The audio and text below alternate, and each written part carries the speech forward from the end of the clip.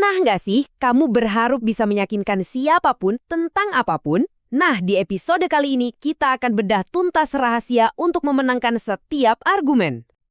Oke, coba bayangin sejenak. Puluhan ribu nyawa bergantung sama kamu. Dan satu-satunya senjata yang kamu punya? Cuma argumen. Ini bukan sekadar cerita loh, ini kisah nyata yang benar-benar mengubah sejarah. Kita akan lihat gimana caranya Satu argumen berhasil menghentikan pembantaian massal. Dan ini jadi bukti kenapa persuasi, seni meyakinkan orang, adalah keahlian paling kuat yang bisa kita punya. Jadi begini ceritanya. Di tahun 428 sebelum Masehi, kota Athena membuat keputusan yang, mengerikan.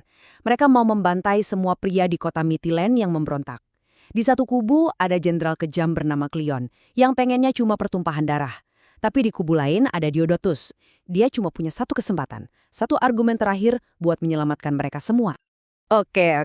Mungkin argumen kita sehari-hari di kantor atau pas lagi makan malam nggak sedramatis itu ya. Tapi perasaan yang sama, coba tadi gua ngomongnya gini, itu pasti kita semua pernah rasain kan? Oke, sekarang kita masuk ke rahasia pertama untuk menang. Dan ini mungkin bakal bikin kaget.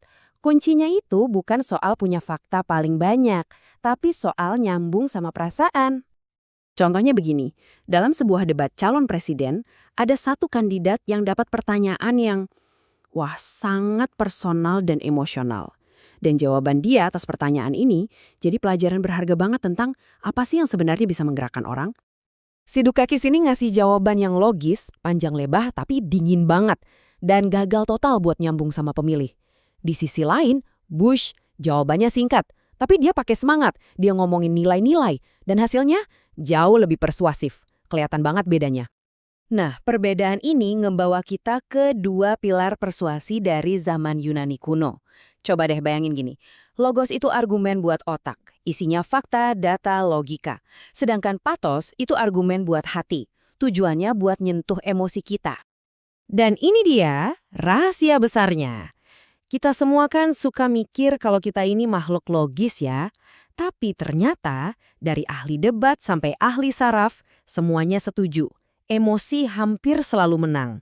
Hatilah yang nyetir kepala, bukan sebaliknya. Tapi argumen yang mainin emosi itu butuh fondasi yang kuat juga, nggak bisa asal ngomong. Nah, disinilah senjata kita berikutnya masuk. Bukti yang nggak bisa dibantah sama sekali. Dalam bahasa Inggris, ini sering disebut receipts atau struk belanja. Anggap aja ini bukti yang nggak terbantahkan. Seringnya sih ini kutipan langsung dari mulut lawan debat kita sendiri atau data dari sumber resmi. Intinya sesuatu yang bisa membuktikan omongan kita itu benar tanpa ada celah buat ragu. Dan cara pakainya itu bukan cuma asal nyebutin fakta loh, ada seninya. Ini kayak pengungkapan dramatis dalam 3 langkah. Prosesnya itu elegan banget, kayak lagi masang perangkap. Jadi, langkah pertama, kamu kutip pernyataan lawan kamu secara langsung, persis kata per kata. Nah, biasanya di sini lawan kamu bakal ragu atau coba ngeles. Mereka mungkin bilang, kayaknya sih nggak ngomong persis gitu deh. Dan klik, di saat itulah mereka masuk perangkap.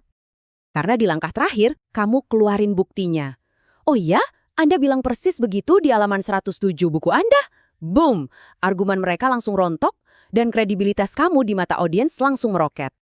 Oke, dari sini kita lanjut ke level berikutnya. Taktik kita yang satu ini agak kontroversial. Beda dari nasihat yang biasa kita dengar. Tapi kalau berhasil, dampaknya kuat banget. Kita akan bahas soal argumen kata hominem. Apa itu? Sederhananya, ini adalah saat kamu menyerang orangnya, bukan argumennya. Dan saya yakin, seumur hidup kita pasti diajarin kalau ini tuh serangan murahan. Sebuah sesat pikir yang harusnya nggak pernah kita pakai dalam debat yang sehat. Benar kan? Tapi sumber yang kita bahas ini punya pandangan lain. Menurut mereka, ad hominem itu bisa jadi langkah retoris yang sah. Tujuannya bukan buat nyerang logika argumennya, tapi buat mempertanyakan kredibilitas orangnya, atau yang disebut juga etos mereka. Dan ternyata ada 3 cara sah untuk melakukan ini. Pertama, kamu bisa serang reputasi mereka yang memang udah meragukan. Kedua, kamu bisa bongkar bias atau konflik kepentingan mereka. Dan ketiga, kamu bisa tunjukkan kemunafikan mereka ketika omongan gak sesuai sama perbuatan. Jadi, gimana cara kita nyatuin semua ini? Gampang, dengan menggabungkan kekuatan emosi, bukti yang nggak bisa dibantah, dan bahkan taktik yang sedikit nakal tadi, kamu siap buat berubah jadi seorang debater yang jauh lebih tangguh. Sekarang, kotak peralatan argumentasi kamu jadi jauh lebih lengkap. Kita udah bahas soal kekuatan patos atau emosi, pentingnya bawa bukti, sampai cara menantang etos lawan.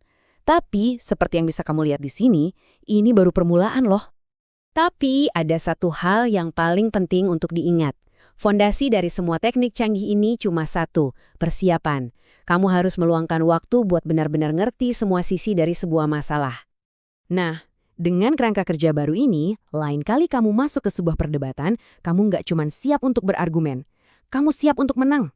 Jadi, argumen apa yang akan kamu menangkan selanjutnya?